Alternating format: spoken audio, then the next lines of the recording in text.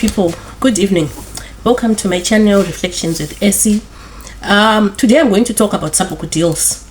I'm going to unpack a few bits about the controversial term Sabhuku deals so that you get to know what's involved when they say Sabhuku deals.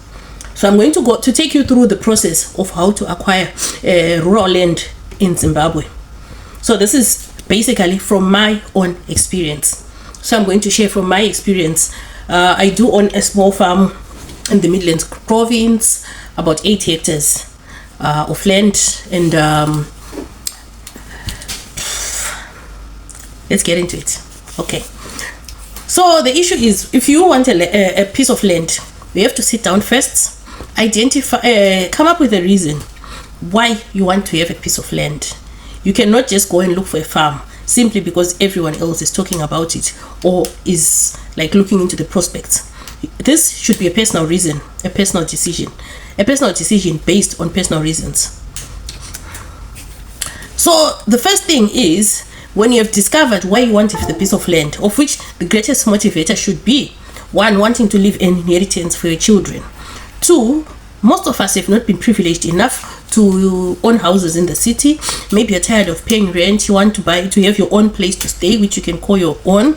And considering the salaries that are being earned in Zimbabwe at the moment, people can no longer afford to pay rentals, because on average the Zimbabwean worker is earning between $200 to $250. So if you earn $250 and the landlord wants about $150 to $200, that's not even viable. So many people are now moving back to the rural areas because in the city it's no longer worth it.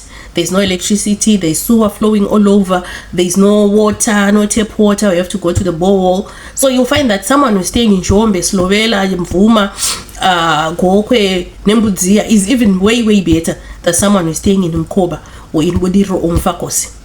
So many people are now considering going back to the rural areas. But if you go to the rural area, you need a piece of land which you can call your own. So I'm going to take you through the process of getting a piece of land. So the first thing is, you identify a place. Where do you want to go to settle? As for me, I'm based in Gweru. Most of my friends and family are based in Gweru. So I decided that if I were to get a farm, it would be within the proximity of Gweru, so that I can quickly go back to the city and do a few things and come back to the farm. So if you know, I want a place, let's say in Njombe, you have to approach the rural district council, which governs Njombe, which is in this case Zimbabwe, which is based in Kwekwe.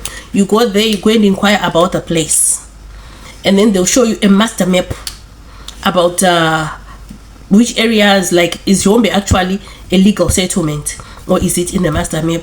Or maybe you find that there are places where we thought that they were legal human settlements, but later to find out that it was a site for dam construction, like the Fungu dam construction in Msilahowe. People have been asked to move from there.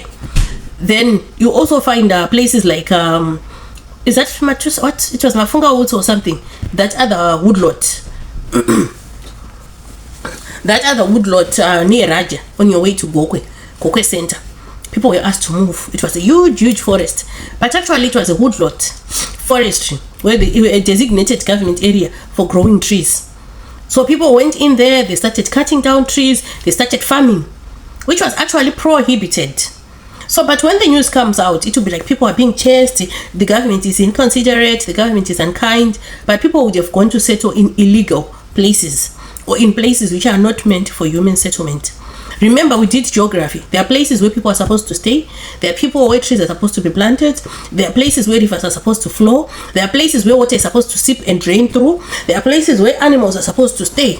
There are places where industries are supposed to be constructed due to various geographical and economical reasons. So you go to the rural district council or to the city council or wherever, and then they'll show you a map to show if the place is actually suitable for human habitation. Then if you see, no, this is a village where people are supposed to be staying, then you go onto the ground, like you'd want to stay in Njombe, let's say. Where is in Njombe? There's a hospital, a big, almost like a big hospital. It's kind of biggish hospital, which admits patients and stuff. There's an ambulance and stuff. It's more or less like a district hospital. So there's Njombe Hospital, there's Rio Tinto, which is a very good boarding school. which is just close by. There are quite a number of boarding schools, of high school, of good schools there. So you check the distance between the nearest school, the clinic, the shopping center, water sources and stuff. And then you identify, I want to settle in Mashiri village or Matombo village. Fine. Then you go and you talk to the ward councillor of that place. But he cannot give you a farm. He'll direct you to the Sabhuku, who has got vacant places. It's easy to identify the ward councillor. So if you identify the ward councillor, he will then tell you, oh, Sabhuku A, he has got a few spaces in his book. It's crow yet, yeah. So you then go to Sabhuku A, Sabhuku Due, or Sabhuku Moyo. You go and you see him. Then you tell him, Babanda Uya, I need a place to stay and stuff. Then he will tell you, and most preferably, I would advise you to get a virgin land, which means you have to cut the trees down on your own, not to take a homestead which has been abandoned or where people are already staying. Because if you buy a built homestead, it means it belongs to someone. So even if you buy from that person, their child is entitled to that inheritance. So they will come when they are older and they'll tell you, no, my dad made a mistake and he sold this piece of land, but this is actually my inheritance, so you have to move out. So first choice would be to get virgin land and not to go for homesteads. If you have to go for homesteads, you go through the formal channels like writing papers, signing affidavits and everything. Then you also go to the road district council, sign affidavits, change ownership, blah blah blah, and all those things, which is a bit difficult anyway. So the best is to get virgin lands. So fine. So you will tell you, yeah, I've got a space pakat, which is about 3 hectares, 5 hectares, 7 hectares and stuff. All right, and then you agree. Usually they do not sell the land. There is no Sabhuku who sells land. Of course, there are some who have been greedy, especially those near the cities like Romboshawa, Goromon, Zirua. They know Noton, Mondoro, all those places which are really close to Harare. So they end up being, because of the demand, they ended up selling the pieces of land. But where I'm telling you, like Shombe, Slovela, whatever, they don't sell land. However, you do pay some money. I'll tell you later about the money. Fine. But when you go there, you just don't go empty-handed to see councillor or to see Sabhuku. You take your Zima Super, Zima Ingwebu, Zima Gobia, Chingwa, sugar, a few groceries. Alright? In my culture, they say Ukama, there are no relations created unless there's food. So you need to bring me something to eat and drink for you to call you my friend. That is why you see when people go to meet, even here in the UK, they meet in restaurants where they're eating and talking. You just can't go and meet your friend in a park, like in an animal park where you're watching animals. No, if you want to meet your friend, you go and eat with your friend. So it's still the same concept. If you are meeting a Sabhuku, go with a little bit of food, a little bit of something. Okay, if you don't know what they want, just go with a little bit of money, 10, 20, 30, 40, $50. Or whatever. You are not buying the land. 5, 6, 7, 8 hectares does not cost $50 or $100. Okay? So if you say you bought land, or the Sabhuku sold you a piece of land and you gave him $100, it's actually mad. It doesn't cost that much. The actual cost of land, if you look at the city stands, 100 square meters will cost you 5 to 6 to 7,000 US. So what do you mean when you say you bought 5 hectares of land for 100 or 200 or 300 US? What do you mean? Okay? You are not buying land. It's just a token of appreciation. You are creating relations. After I have identified the place where you want to stay and stuff, you've seen it suitable, then the Sabhuku will introduce you to his land committee of that area. There's the Purisawa Sabhuku, there's Purisawa Sabhuku, there's representatives for the party, like the party which is dominant there, either it's whatever, A party or B party or C party, but there will be a representative of the party. Then there's going to be a secretary for the councillor, a secretary for the Sabhuku, the elders of that committee, people who oversee that place, sometimes representative from the agricultural office, like Madumeni and stuff. They will be part of that committee. All right. So those people are the ones who are going to show you the piece of land. we're actually going to measure the piece of land to see is it 1 hectare, 2 hectares, 3 hectares, and they will tell you whether it's suitable for you to stay there. But some places they may be vacant, but they are grazing land for cattle, or their drainages or wetlands or whatever, so, or sacred places or whatever. So together with the Sabhuku, they will tell you whether the place is suitable. They will approve. In fact, it's approving. So they will approve and tell you this is fine. And then of course, when they go to measure the feet or shoka, munda wako ishoka ngani 100 by 50 or 200 by 300, 700 by 500 or whatever, they want Maria shoka. Pata kambotwa yekwa mambo ino ichiuchiro. This time vanoda Maria shoka. So you may give each one of them $10, $10, $10, $5, $5, $5, or 20, 20, 20, or whatever, depending on what you agree on. But $20 is not buying land. Hello, it's not buying land. This is just creating relations. Fine. So you've given them. Then they'll allocate you a piece of land. But remember, you have to start building immediately. So you start with demarcating like the boundaries of the plot, because many people, they fight or they have challenges with these boundaries. So you demarcate your boundaries, 1. 2, you make a fire guard, which is very, very environmentally sound in case of a failed fire or whatever. So you need a fire guard first of all. Then you start fencing your place, right? And then you start building a temporary hut. If you've got enough money, you can build a house. Which building in the raw areas is quite cheap. You don't need to have a plan which needs approval.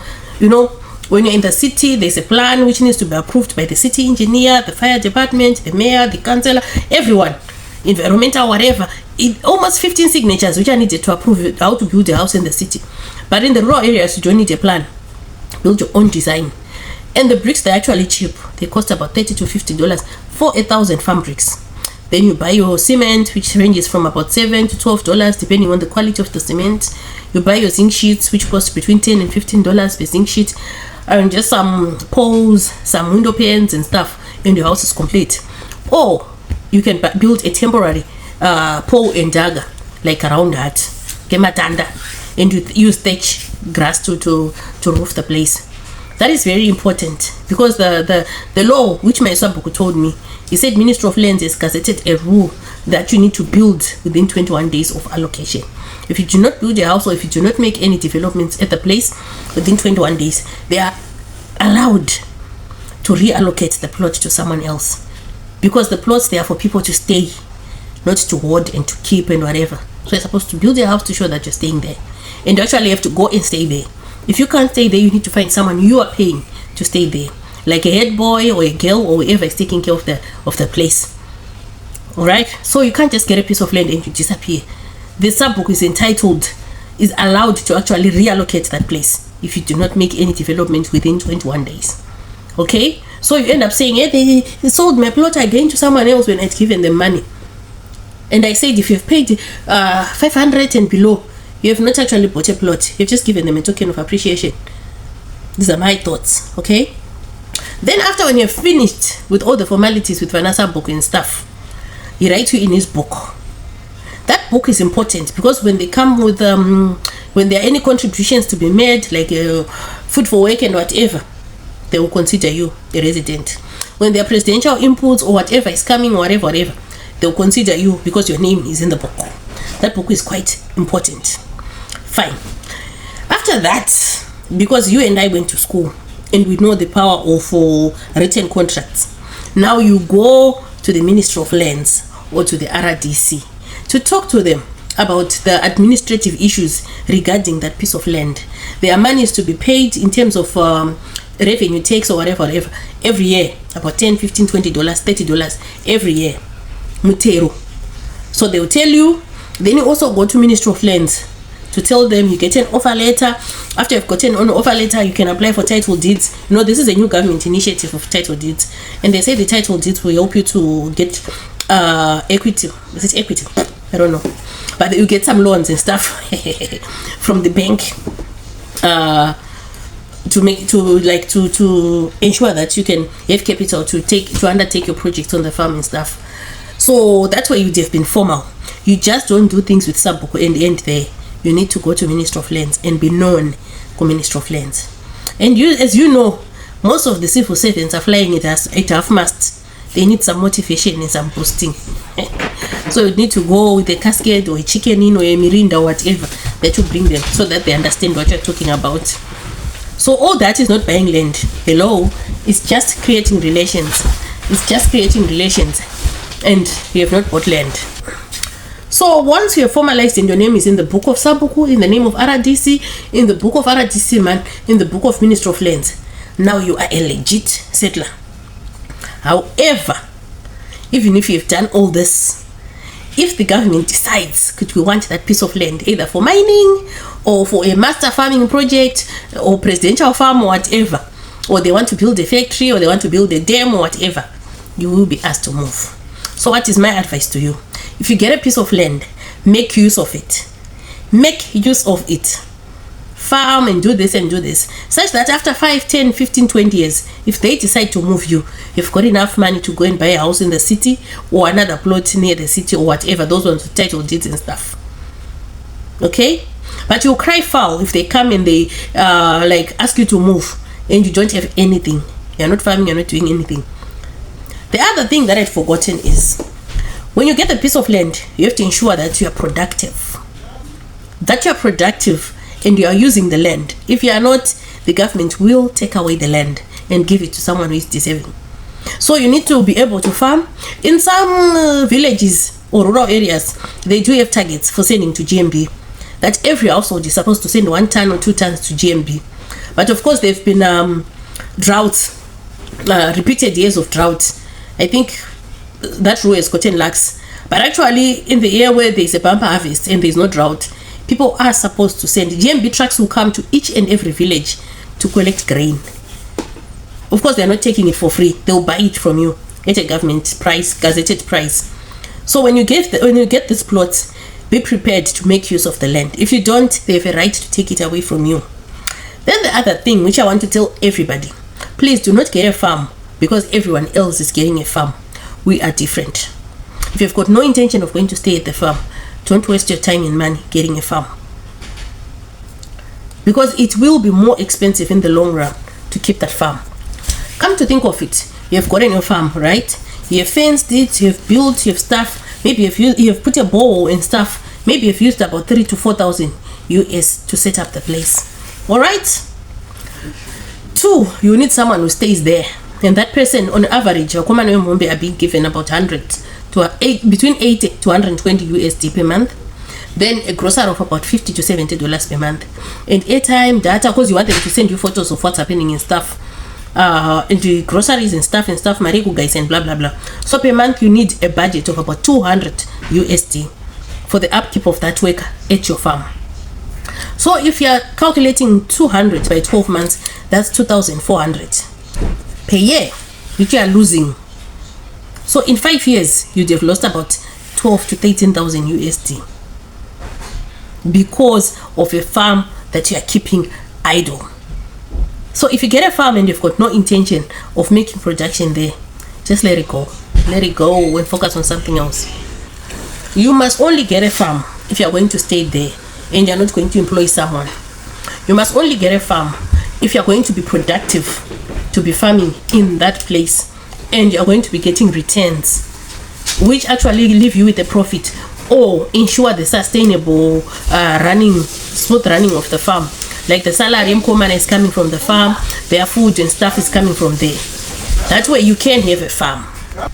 So you could take your 4,000 or 5,000 USD which you have gotten and not get a farm, and rather open a shop in the city or buy a small meshikashika or ukombi or whatever, so that you can be able to live comfortably in the city. If you are going to have a farm, please make sure you are going to be productive. You've got a plan of growing potatoes, sweet potatoes, rape, cabbage, kovu, tomatoes, watermelons, carrots, ginger, garlic, chili, chickens, poultry, a lot of things that you can do to get money from that farm. If you can't do that, this idea is not for you. Unless you just want a place to stay and you're not going to be paying anyone to take care of the place per month. If you're looking for a place to stay, yes, go and stay. But if you're looking for a place so that you get an employee to stay there and there's no production, there are no returns, that's a loss. Just let this idea pass. Anyway, thank you for watching. Please remember to like, share, and subscribe so that I can be motivated to continue making more content, more life-changing content. Thank you so much for watching. One love. Bye.